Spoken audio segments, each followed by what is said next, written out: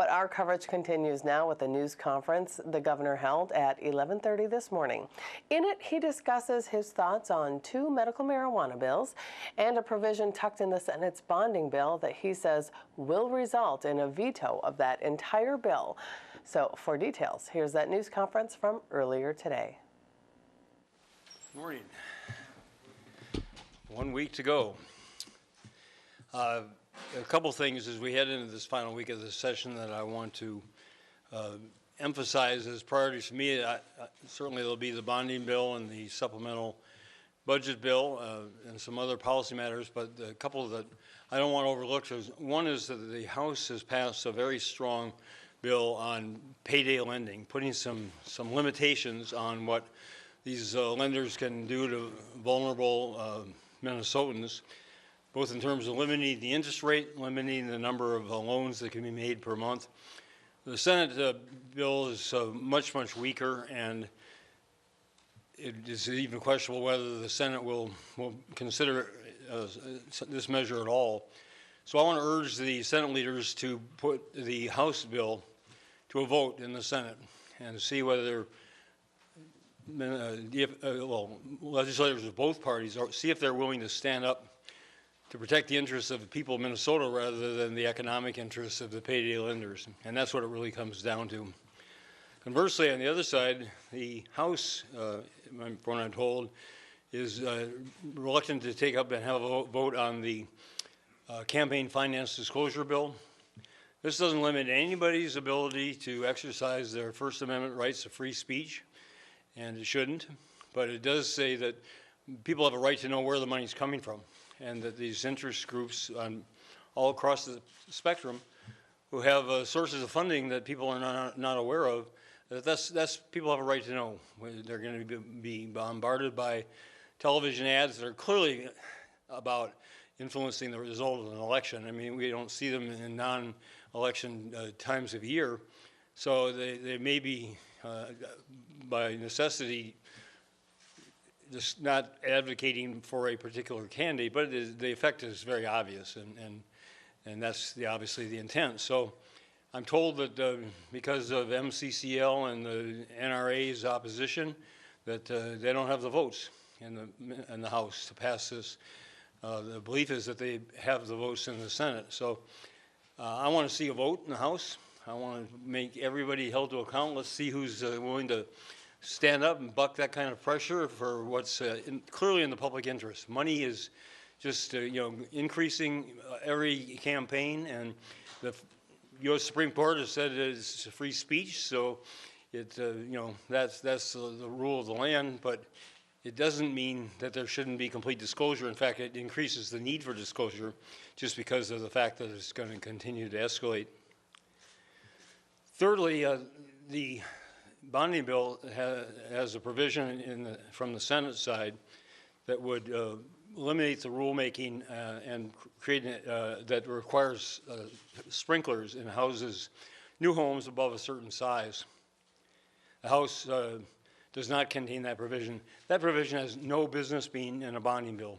It's unrelated to the bill, and it's just an attempt to force me to accept something that I vetoed both in 2011 and 2012, 13, 12?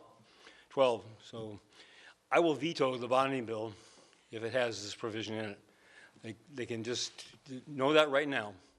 They can put whatever they want in that bonding bill, and much as I want a bonding bill, I will not have something rammed down my throat.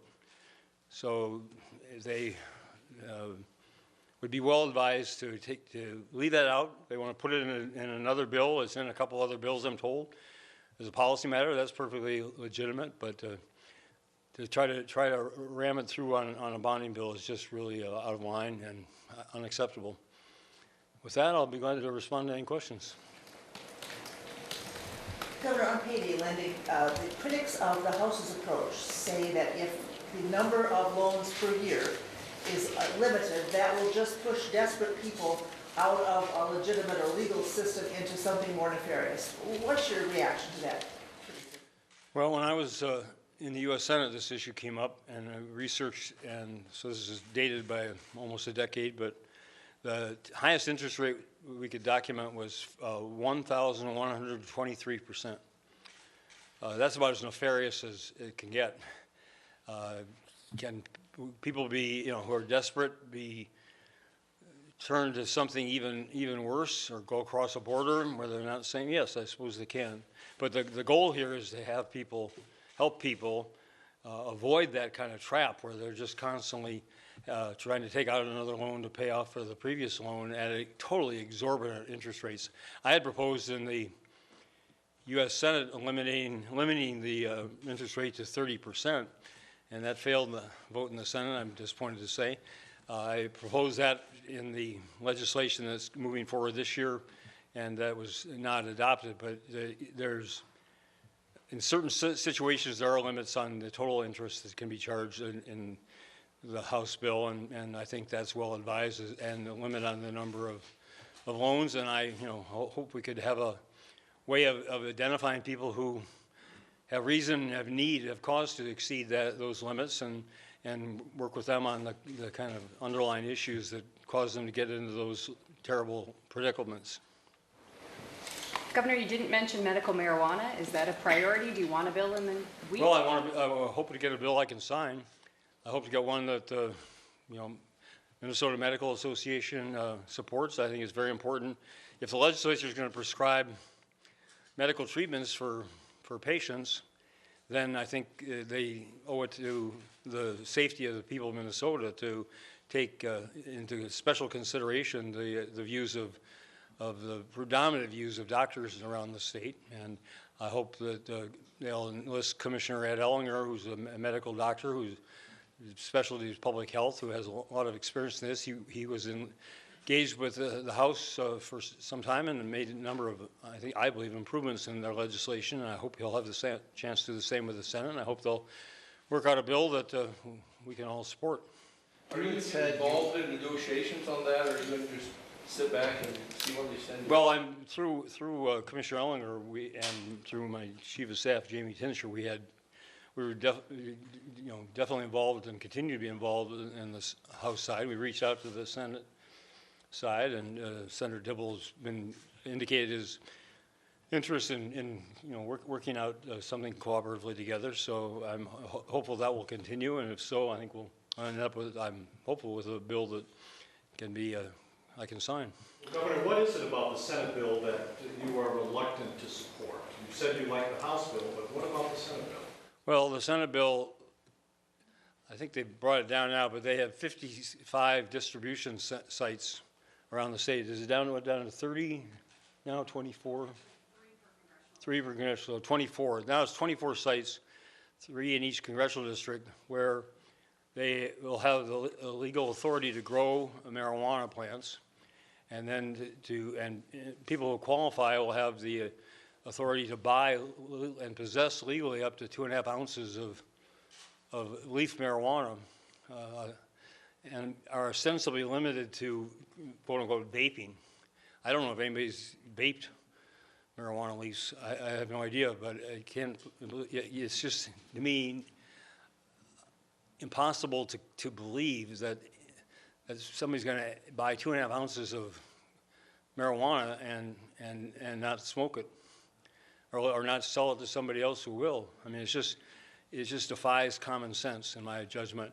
So, and plus you've got a distribution issue with the security of those enterprises, with the credentials of the staff who are dispensing it, and it counts as medical marijuana, but there's no doctors involved here. There's nobody other than the patient himself or herself assessing, what is the proper dose here, and what is too much, and should I get behind a car after I've had, whatever amount. So it really is. They've gotten very smart at doing using the words to make it sound, alternative treatment center, and some of these other pieces of language that just don't reflect what's really going on. It appears that the Senate bill has more security provisions than the House bill does, however. Well, the Senate bill has features that are preferable to the House, and they'll go to conference committee, and Where the Senate bill has better security, then I hope that will be included. Governor, I just want to double check. Are you saying that you are open to some of the provisions of the Senate bill, or is the House bill? Oh, absolutely. Absolutely. I hope the negotiation here comes forward with the best of each bill. Do you think there ought to be dispensaries, that many dispensaries, even 24? The logistical problems of that is something that I don't think anybody's really devoted much time and attention to. The startup costs, I mean, the assumption is there'll be no revenue impact for the state to get these centers set up and operating, and I think that's optimistic. Some of them might do well because of their locations, others in more sparsely populated parts of the state I don't expect to break even. Then we'll have to see what the operating losses are and who's going to be, in the next legislative session has to take responsibility for those. Again, the more 24 centers means you have to have, I don't know how many, 6 employees per center. So you've got then what, 144, people out there who have various qualifications and the like. And, to think that, I go back to the prescription painkillers, Vicodin, oxycodone, which are manufactured by, companies under tight restrictions. They're Schedule I U.S. government. They have to be prescribed by a physician, and that prescription has to be filled by a pharmacist and given to the patient with no refills. And that's as tight a control over an illegal substance. Well, I should say, a legal substance that is tempting to be used illegally that we've been able to come up with. And I'm told by law enforcement and others, there's those pills are widely available on streets throughout the state. So if those tight controls aren't sufficient to prevent the pills from falling into the wrong hands, especially young people, especially people who are vulnerable, who are still developing, then just think that we can distribute leaf marijuana under much more much less restrictive conditions and not end up with something that goes farther. And you talk to, again, people who deal with kids, high school, even younger, who are hooked on marijuana, and it's a very ugly situation. Talk to people who criticize law enforcement for their position, but law enforcement is the one who will go out and respond to the accidents that happen because somebody's driving stoned, which is, they say, somewhere to effective intoxication. And so, I mean, there's just all these consequences out there. We want to help the people that need help. We want to do anything we can to relieve the pain and suffering of children and adults who suffer from diseases and afflictions that might be helped by medical marijuana, but we want to do it in a way that's not going to open up even more people to greater harm. Governor, are you glad you raised the profile of this issue? You started the session saying you were against it, and then you met with the advocates and you were more open, and then you said to the Senate, stop hiding behind your desks. You've really raised the profile. Well, that was the House and the Senate, even more at that point the House, but they both took equal umbrage. That's the process. Yes, it clearly is an issue that's extremely important to many people, and to the testimony or the speeches on the floor, which I think were sincere and heartfelt, and bipartisan support. I mean, shows that everybody has a desire to be compassionate and to do what's right for people who are in the terrible situations that they face. And so, what comes out of this is something that's going to help improve one life or save one life, and as far as I'm concerned, it's well worth it. Governor, has the debate or the votes that the House of Senate put up some pretty big numbers. Has that swayed you at all in this? The votes in the House and Senate, the large majorities, has that swayed you? And you mentioned the emotional debate.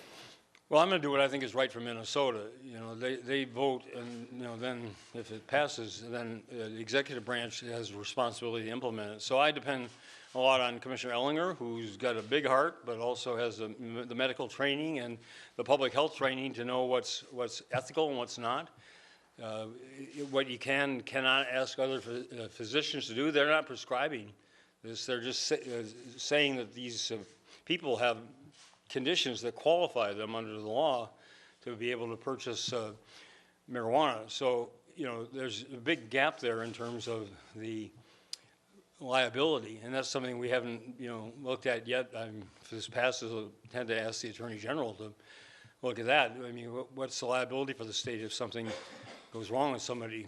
So, you know, all of those operational concerns, the cost, whether it's going to be, you know, can be financed by, so Colorado's pointed, I guess Colorado makes money off of, but they legalize it for everybody.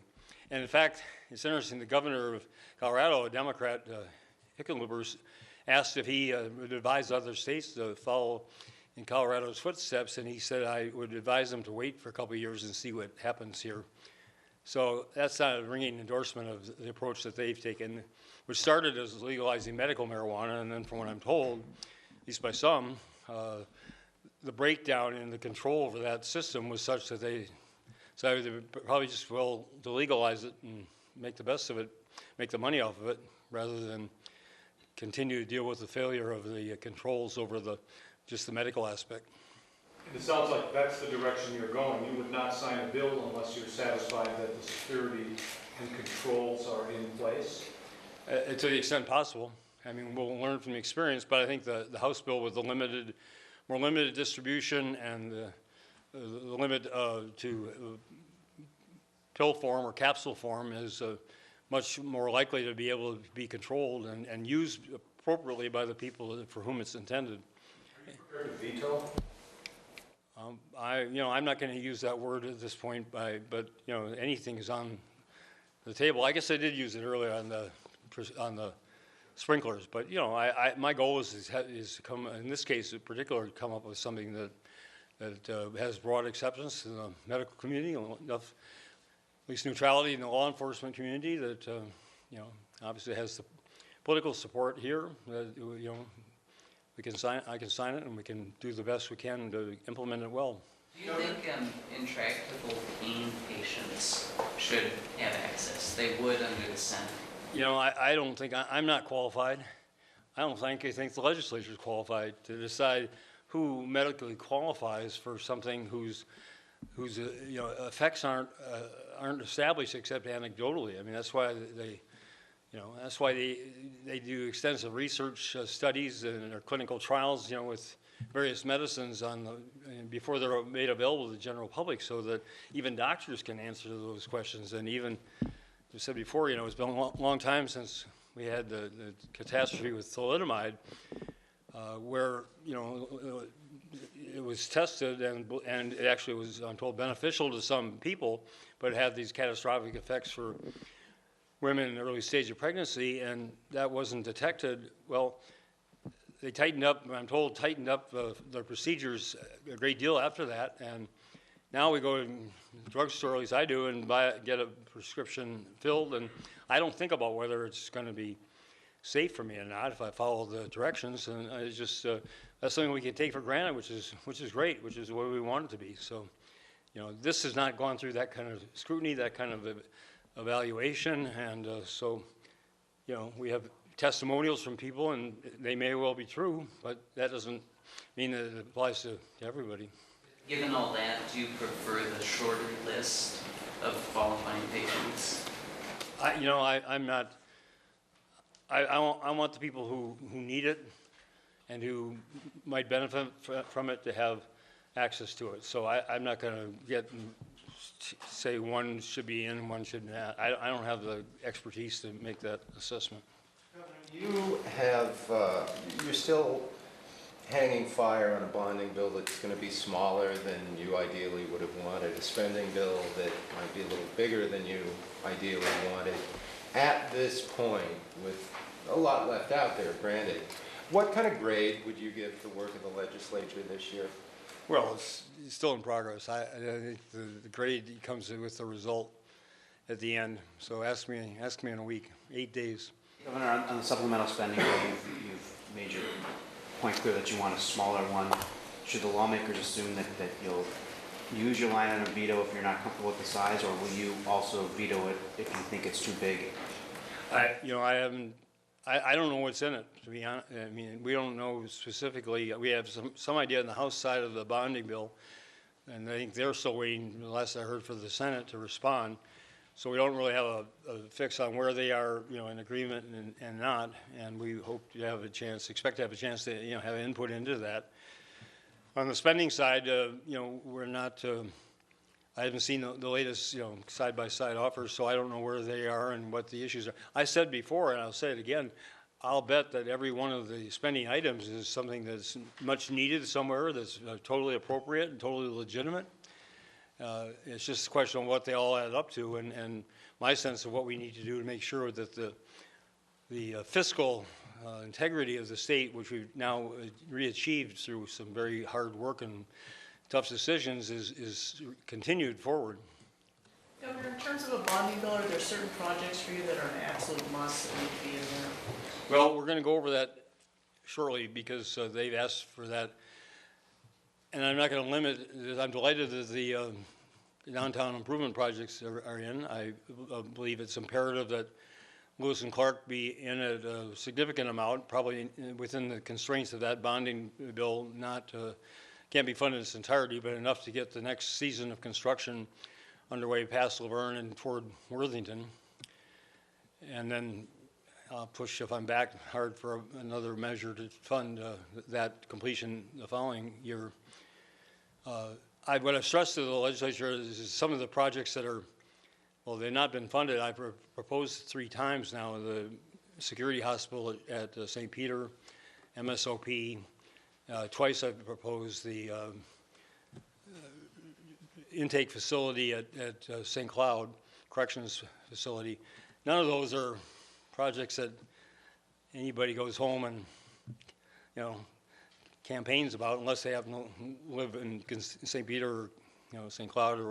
But the people who work there are, lives are very much jeopardized by the failures and inadequacies. And I've been at St. Peter, and I mean, you can't call that a therapeutic environment. It's just not. So they ask people to do the kind of work that they're doing in conditions that are just not conducive to that work, to me is really unfair and impractical. But they're expensive projects, and it's, again, with the limits on the size of the bonding bill, it makes it even harder. What's your latest thinking on the bill that I think is in Congress committee this week about get rid of the electronic portions of the lottery? What do you have to see in there, and what's one of the disqualifiers for you? Well, I'm still trying to make the evaluation that I set out a couple weeks ago. To one extent is this to protect the people of Minnesota from the additional ills of online gambling, and to what extent is it about protecting the vested economic interests of the people who already have a piece of the state's gambling pie and want to protect their turf. And that one, I haven't answered that question definitively yet, and that will have a lot to do with what I decide. I met with Mr. Van Patten, and his job is to maximize the effectiveness of the lottery so that it can generate as much revenues legally and ethically as possible, which will then in turn benefit the Minnesota environment. And it used to be Environment Economic Development, now it's Environment and General Fund. But the whole purpose of the lottery is to ask people to participate in something that somebody would say, I might agree, objectively is not in their economic interest to do so, but to do so because it benefits the state of Minnesota. So to say you can do it one way, but you can't do it another way, to me is a little disingenuous. I mean, there are some people who I'm told support the bill who just are opposed to gambling in any form whatsoever. And that's a principled position, and but that's not what this is about. This is about saying we'll continue gambling. We're just going to say it can't go in this way because the people who are financially benefiting from the way it is now want to keep it that way. What I guess it's still in the Senate bill, the pay at the pump devices there. I mean, what that has to do with online gambling, that's simply protecting somebody's financial interests, and I think that's the wrong way to approach it. Governor, do you think that the Bell Museum should be removed from the House bonding bill? I'm sorry? Do you think that the Bell Museum, $50 million, should be taken out of the House bill? You know, I know that the chair feels very strongly about that. I know she's worked very hard for a decade to have it funded, and it has not been. I think they're negotiating. I'm told they're negotiating the amount of it. I mean, it's you know, I mean, it's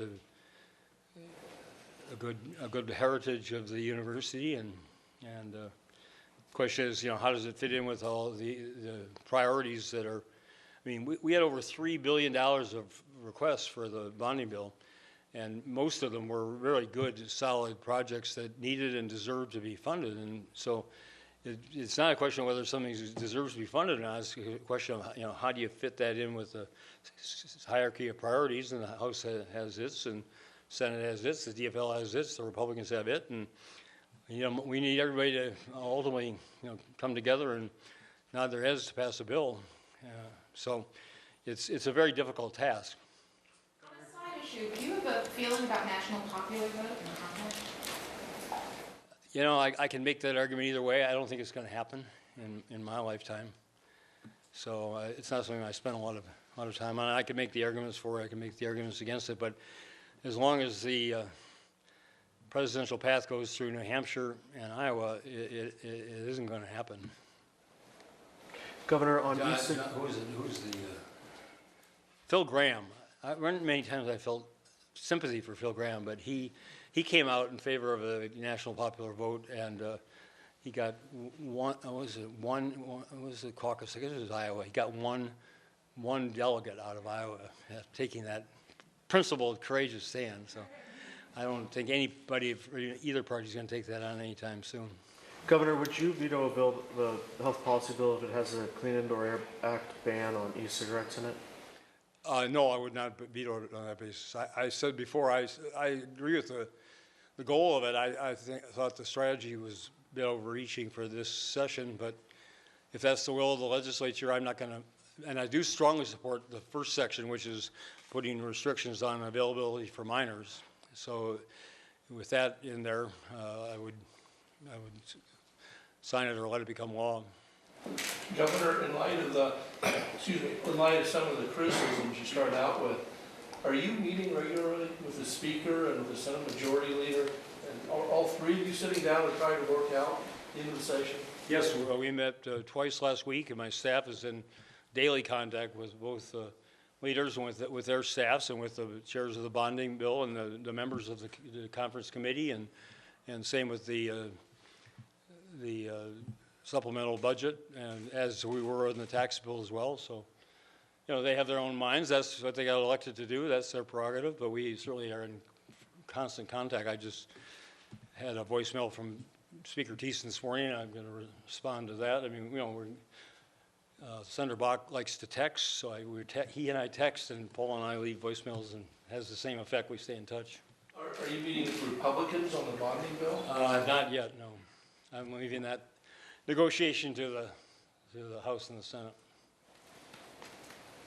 I gave Representative Dowd a lift, or it was not my plane, but the state plane. We took from Brainerd down to Rochester and back to Brainerd last Friday evening, but we didn't negotiate the bonding bill. Some people thought I should, but. With Representative Dowd for all that time? Oh, we talked about pretty much non-political stuff. And he's a pilot, so he was interested. He went up for part of it to check out the pilots and talk with them about the flying. So, but it was very congenial, and we both went, you know, had the same reasons for being in both places. You've been a critic of using cash for building projects. Yeah, is there some flexibility in your position at this point, or is that a firm no? Well, I think it's a mistake. I mean, I think the Republicans have illogically forced the DFLers into that. I mean, again, after we're talking about the bonding bill, I mean, to put an ideological limit, and I'm told, you know, some of them expressed the view there should be no bonding bill. So we should do nothing to benefit the state of Minnesota through the public sector. And that's just an ideological extremism that I think is wrong and is very counterproductive. But that's the position they've taken. So I understand the pressure to get up to the 1,046 million through 846 bonding and 200 million cash. But the purpose of a bonding bill is you use cash to pay off the bonds. You make the capital investments through debt financing the same way corporations do. And we're told we should operate government more like a business. Well, we are. And Target or any other company that wants to expand its operations and had to rely on cash alone, its profits alone, wouldn't get very far. So they issue corporate debt prudently, and we rank 17th from the bottom in per capita state indebtedness. So we're very, very prudent in our borrowing, as we should be, as we will continue to be. But when you have low interest rates and high demand and the ability to pay for it, then you're foolish not to do it. It's penny wise and pound ill-advised. But if they send you a $200 million cash for building this bill, do you plan to veto it? I don't know. I haven't seen what it is.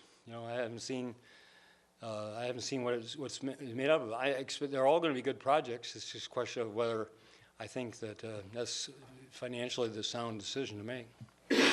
Will you take part of the post-session fly around? We haven't. We haven't even got to the point where we've been thinking post-sessions, but this is probably the week to start to do so. I have not had that conversation with either leader. I don't know. I'm proud of what they've accomplished this session, and I think it's that and the session before is a very, very good case to make to people of Minnesota. So we'll see what happens. So you have no problem flying around even if you have some of these differences? No. I mean, we expect to have differences. That's small. That's democracy. Would it be embarrassing to end the session with the Democratic governor vetoing bills from a Democratic House and Democratic Senate? Well, for me, it'd be less embarrassing than signing them if I disagreed with them. I mean, that's the process. I don't mind disagreement. I don't think we're not. The goal is not to be in lockstep. The goal is to have a give and take and exchange and debate and disagreements and everything else. I mean, and out of that comes collective wisdom and the way the process works. So I can veto, they can override. I mean, that's the way the system's set up to work, and it's worked for however over 200 years very, very well for this country, and it's better than anybody else has been able to devise. So I honor and respect it. But I think that somebody once said, debate is the noise of democracy. Anything else? What went wrong in the lake? Just to show the injustice of the universe. The lieutenant governor had a guide who was a goalie for UND, goalie for North Dakota, and he took her out. And she and Congressman Nolan each caught a walleye on the second cast, and then she got another one. They each got another one, and she got a perch in the morning. And I fished 2 hours from midnight to 2, and I fished from 8 to 11 and didn't get a nibble. And nobody on our boat got a nibble except one guy at night got I went fishing with Eric Magnuson and his friend Tom, I don't remember, Brown? He caught a 25-inch walleye, just proved that there are, it's possible. But in the morning, we even had the guide fishing, and none of us got a nibble. So what do? You put your line in the water, and sometimes you pull something out, and at least in my case, most of the time you don't. Thanks. You were just watching a news conference where Governor Mark Dayton presented his thoughts on several unresolved issues, including medical marijuana. And as you heard, he says he is open to some of the provisions in the Senate's bill, but he does favor the House language that allows for the medical community to conduct a study on the issue. And he is opposed to allowing all doctors the ability to prescribe medical cannabis at this time.